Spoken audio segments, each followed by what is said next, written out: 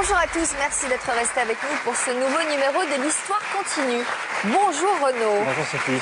Aujourd'hui, vous nous proposez une émission sur le thème de la solidarité. On va maintenant découvrir le témoignage d'une personne qui donne de son temps pour aider ceux qui en ont besoin. Est-ce que vous pouvez nous en dire plus, cher Renaud? Eh bien, en préparant cette émission, il nous a semblé évident d'inviter Grégory sur ce plateau. Il est à l'origine d'une très belle initiative. Alors lui a mixé Internet et solidarité. Je suis allé à sa rencontre pour découvrir son action auprès des SDF. On regarde et puis on va se retrouver juste après.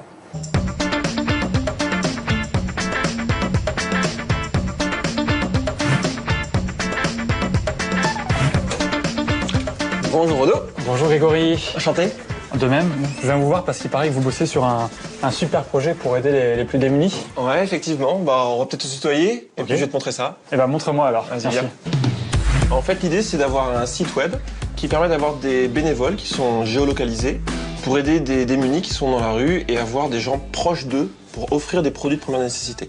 Aujourd'hui, il y a une centaine de bénévoles dans notre association qui seront capables de pouvoir t'aider. Donc, ouais, ils sont représentés ici.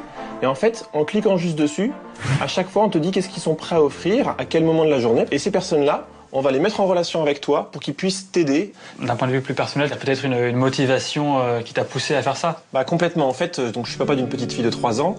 Et c'est vrai que je suis sensible, moi, à la précarité qu'il peut y avoir sur les familles, notamment les mamans avec leurs enfants. Il y a pas mal d'actions qui sont mises en place, type Resto du Cœur, par exemple, mais on peut le faire tous. Qu'est-ce qui te manque vraiment pour passer à l'étape suivante? C'est de recruter des bénévoles. Donc ce que je te propose de faire, c'est on va prendre des petits flyers et on va essayer de recruter dans la rue. D'accord, on va aller sur le terrain chercher des bénévoles. Exactement. Ok, et allons distribuer tout ça. Allez, c'est parti. Écoute, je te propose qu'on se sépare, comme ça on va essayer de toucher un maximum de gens. Allez, on va augmenter nos chances. Ça marche. À tout à l'heure. Bonjour, c'est pas grave. Vous êtes français, non? Bye bye. Ce sont des gens qui sont chez eux et qui proposent des produits de première nécessité de chez eux aux plus démunis. Madame, vous avez 30 secondes? Oui. En fait, je voudrais vous présenter une association qui s'appelle Bénévole at Home. Et en fait, ça permet à des gens comme vous ou moi d'être chez soi, prêts à offrir un paquet de pâtes, un paquet de riz ou un savon. L'application, elle va répertorier toutes les personnes qui sont autour et ça va les mettre en contact avec cette personne pour savoir de quoi il a besoin. Je sais pas si vous prenez les couches, du coup le lait. Oui, c'est ça. Les couches, le lait. Tout ce type d'initiative me semble intéressant. Vous pouvez vous inscrire si vous voulez bien, sur ça, ouais. bénévoleathome.org. Alors, si ça vous intéresse, je vous laisse un dépliant. Merci beaucoup. Salut Greg. Bonjour Clémence. Ça va? Renaud. Donc Clémence Enchantée. qui est bénévole chez nous. De même. Qu'est-ce qui est plus intéressant dans la démarche de Grégory que dans les autres projets que tu as pu découvrir ou dans les autres associations caritatives? C'est une application, donc c'est vrai que moi je suis plutôt jeune et plutôt connectée, donc c'est déjà je trouve que c'était intéressant, c'est le côté pratique. Donc je cherchais une façon de me rendre utile. On propose quelque chose de simple, un repas chaud, une douche, je trouvais ça génial quoi. Je voulais vous donner ça, c'est pour aider des gens qui vont avoir besoin de nourriture. De rien. Au revoir monsieur. Au revoir. Bonne soirée. Donc, t'en as qui parfois te jettent. Ah bah oui, ça arrive. Il y a des personnes très désociabilisées. C'est pour ça que nous, on conseille vraiment à nos bénévoles de se rencontrer toujours dans des lieux publics avec du monde, du passage. Typiquement, on ne reçoit jamais chez soi la personne. Jamais. Et on ne donne jamais ni son nom, ni son adresse, ni son numéro de téléphone. Jamais, jamais. On reste anonyme. Grégory, on dresse quel bilan de la journée? On a quand même réussi à accrocher des personnes pour peut-être être bénévoles. Je pense qu'il y a une vingtaine, une trentaine de personnes qui vont s'inscrire. Alors maintenant, il faut qu'ils aillent jusqu'à la démarche en ligne, aller sur le formulaire. Et après, c'est l'effet bouche à oreille, buzz, qui fait qu'on a de plus en plus de bénévoles. Bon, je vous laisse continuer tous les deux et puis on fera le bilan quand vous viendrez dans l'émission. Ça marche. Merci Allez. Renaud. Au revoir. À bientôt. Ciao. Grégory, merci d'être avec nous aujourd'hui. Alors moi, je suis très frappée par cette sensibilité, le fait d'avoir envie d'aider les autres. Hein, vous êtes tout jeunes tous les deux, je trouve ça plutôt super, prometteur, positif, enthousiasmant de voir des jeunes se mettre au service des autres comme ça. Quel regard déjà vous portez sur le témoignage de Romain ? Oh bah, je trouve ça formidable. Déjà, d'héberger des gens, c'est quand même compliqué comme action en soi. Faut avoir le temps de le faire, faut avoir les disponibilités pour le faire. Et moi, je trouve ça vraiment particulièrement riche comme expérience aussi. Je ne connaissais pas le 115 du particulier. Et, effectivement, ça pourrait se mettre du coup en relation bénévole at home avec le 115 du particulier complètement. Alors, vous faites quoi dans la vie? Je suis directeur commercial. Je vends des logiciels pour des grosses entreprises. Donc, alors, comment vous est venue l'idée de proposer ce site?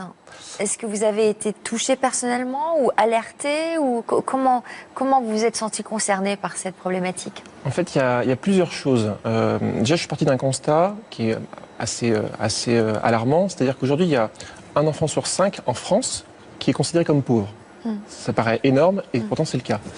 De ce constat-là, on sait aujourd'hui qu'il y a à peu près 8 millions de pauvres en France. Pareil. Les Restos du Cœur distribuent des millions de repas chaque année. Et je suis confronté aussi à tout ce qui se passe sur le web. Il y a aujourd'hui une facilité de pouvoir louer une perceuse, louer une voiture et finalement de pouvoir avoir un repas assez simplement. Je me suis dit, si on combine tout ça, en fait, il suffit de ce qu'on appelle ubériser le secteur de l'humanitaire et proposer en ligne une application qui vous permette de faire la banque alimentaire, mais de chez vous. Voilà. Alors, en quoi consiste votre travail au quotidien ? Alors en fait, je rencontre des grandes entreprises et je leur vends en fait un logiciel qui permet d'optimiser leurs achats publicitaires sur le web. Voilà. Donc, alors ça, c'est votre travail de directeur commercial, oui. mais au sein de votre association. Ah oui, d'accord. En fait, j'ai développé tout le site. J'ai mis en place des formulaires pour que les bénévoles puissent s'inscrire. Je vais sur différents sites pour que je fasse parler au fur et à mesure de l'association, qui est toute récente. Hein. On a lancé le site il y a à peine un mois. Et vous avez combien de bénévoles déjà à l'heure d'aujourd'hui ? On est déjà une centaine, alors qu'on a 0 budget de communication. Donc des jeunes, j'imagine. Alors c'est très intéressant. Les gens qui s'inscrivent sont majoritairement des femmes. Mais on va dire 90% sont des femmes. Et plutôt 20-30 ans. Mais parce que ce sont des personnes qui sont très connectées aussi, les 20-30 ans. Donc, et comme on n'a pas communiqué à un public plus large, effectivement... Quels sont les services les plus rendus ? C'est des produits de première nécessité, donc c'est du très basique. C'est donner un paquet de pâtes, donner une couverture, donner du savon. Et après, on a des bénévoles un peu plus cocasses, on va dire, qui sont sensibilisés, par exemple, aux personnes qui ont des chiens, des animaux. Et eux, ils sont prêts à donner des croquettes pour chiens, par exemple. Voilà, des choses comme ça. Bah ouais, mais en même temps, il faut bien les nourrir, les animaux. Exactement. Ça, ce sont des choses auxquelles on n'avait pas forcément pensé quand on a lancé le site. Et en fait, on a cette communauté de bénévoles qui sont prêts à offrir quelque chose de chez eux. Mais en fait, ils donnent aussi beaucoup d'idées, ils nous font beaucoup de retours et ils nous disent il y a une nouvelle application qu'on pourrait lancer autour de ça. Bien sûr. Ouais. Renaud a été un bon bénévole. Très bon. Très bon. On recommence dès la semaine prochaine. Qu'est-ce que vous avez appris aux côtés de Grégory ? Qu'est-ce que j'ai appris ? J'ai appris que c'était facile de donner. Et ce qui m'a intéressé, c'était, Grégory l'a dit tout à l'heure, c'est un peu une banque alimentaire de chez soi. Comment ça se passe d'ailleurs quand, par exemple, si on veut donner, j'en sais rien moi, un meuble, des affaires, est-ce que quelqu'un vient les chercher ? Est-ce qu'il faut les livrer ? Comment ça se passe concrètement ? Si vous donnez un carton avec un paquet de pâtes, je vais vous expliquer parce que je me suis inscrit sur le site. Et en fait, sur le site, ça se fait en 3 étapes. Donc, vous mettez votre nom qui reste anonyme et votre adresse. Et ensuite, vous sélectionnez tout ce que vous pouvez donner. Et les horaires auxquels vous êtes disponible. Donc, ce qui est bien, c'est que c'est pas un engagement comme parfois on a peur de donner à une association où on va s'engager sur 2 ans et on se dit, bon, finalement, on va pas pouvoir le faire. Moi, j'ai coché le jeudi matin de 10 à 12 et je peux faire une lessive et sécher le linge et donner des vêtements parce que j'en ai un petit peu trop. En fait, une fois que vous remplissez vos critères, le site internet collecte les besoins des personnes démunies et vous met en connexion avec eux. Oui, mais alors, justement, on doit les livrer ou c'est au cas par cas ou il faut s'organiser avec la personne ? Il y a un point de rendez-vous dans la rue. C'est ça, c'est exactement ça. Il y a un point de rendez-vous. C'est-à-dire que vous restez tout le temps anonyme, on ne communique pas votre adresse. Vous êtes juste sectorisé sur votre carte. Et nous, l'association, on vous dit, il y a quelqu'un qui habite au 72 de votre rue, par exemple, et il faut juste lui apporter une bouteille de lait, des couches pour son bébé, voilà. Et on vous dit à quelle heure se rendre. La personne sera là, elle attendra, en fait. Mais alors, donc, ça ne va pas jusqu'aux meubles, jusqu'aux fringues, des trucs comme ça ? Non, en fait, nous, on conseille à nos bénévoles de n'offrir que des produits de première nécessité. Après, pour les meubles, vous pouvez contacter Emmaüs, par exemple, qui, eux, vont faire ce relais-là. Ouais, sur le site, c'est expliqué pâtes, riz, sucre, Voilà. après tout ce qui est produits d'hygiène, donc savon, dentifrice. Voilà. Ensuite, il y a vêtements, couverture. Bon, moi, pour ma part, j'ai coché ça. On peut également partager son Wi-Fi, sa connexion Internet, et puis donner également des vêtements ou des couvertures. En fait, il y a un chiffre à retenir.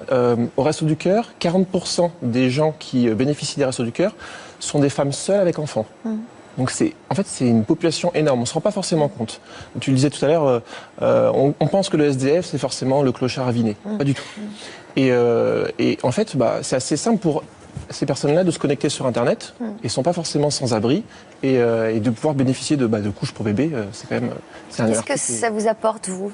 Est-ce que là encore, le fait de se rendre utile, de donner aux autres, donc consacrer un peu de son énergie aux autres, est-ce que ça apporte quelque chose d'important sur le plan personnel? J'imagine que vous ne le faites pas pour ça, mais peut-être vous en avez noté les effets. C'est une bonne question. Déjà, je suis papa d'une petite fille de 3 ans, donc je suis assez sensibilisé au fait qu'il y ait des enfants qui puissent être démunis. C'est quelque chose qui me parle, qui me tient à cœur. Ça me paraît aberrant qu'en France, il y ait un enfant sur 5 qui soit dans la pauvreté. Donc ça, c'est la première chose. Et puis après, je pense qu'on peut en donnant juste un paquet de pâtes, en fait, on peut se sentir un peu un héros citoyen, un héros solidaire, et en faisant une toute petite chose, en fait. Et ça flatte un peu l'ego, je pense. Et puis voilà, et je vois autour de moi mes amis à qui j'ai parlé du projet. Tout le monde me dit c'est super, franchement, parle du projet, franchement fais-le. Et du coup, ça vous valorise aussi un petit peu. Donc. Et pour ceux qui ne veulent pas s'engager au sens littéral, Oui. On peut simplement signaler des personnes quand on passe dans la rue qui sont en précarité ou qui semblent être des... En fait, vous n'êtes pas obligé d'être inscrit. Vous pouvez très bien voir une personne démunie dans la rue, aller sur l'application et trouver finalement ce qu'on appelle un ange gardien, un bénévole proche, qui va offrir... parce que tout est géolocalisé. C'est En ça. général, vous essayez de trouver des personnes proches autour. C'est ça, c'est vraiment l'idée. C'est vraiment l'idée. Et en fait, les associations humanitaires peuvent aussi nous contacter pour des besoins spécifiques. Qu'est-ce qu'on peut vous souhaiter à tous les deux pour la suite? De trouver des financements, des fonds, des subventions, trouver des philanthropes, des mécènes. Donc la récolte de dons est quelque chose d'important, de fondamental pour pouvoir embaucher des développeurs dans l'association. Et après, évidemment, avoir de plus en plus de bénévoles, parce qu'aujourd'hui tout le monde peut s'inscrire, ça c'est simple, pour continuer cette action solidaire. Très bien. Voilà. Merci beaucoup d'être Merci. venu nous Merci voir à vous. et bravo Merci à vous. pour ce que vous faites. Merci à Renaud. Je vais vous demander à tous les deux de signer le grand livre de l'histoire continue. Allez-y, Romain. Merci à vous tous pour votre confiance et votre fidélité. À bientôt pour d'autres témoignages. Tout de suite, c'est Stéphane Bern sur France 2. Bon après-midi. Merci.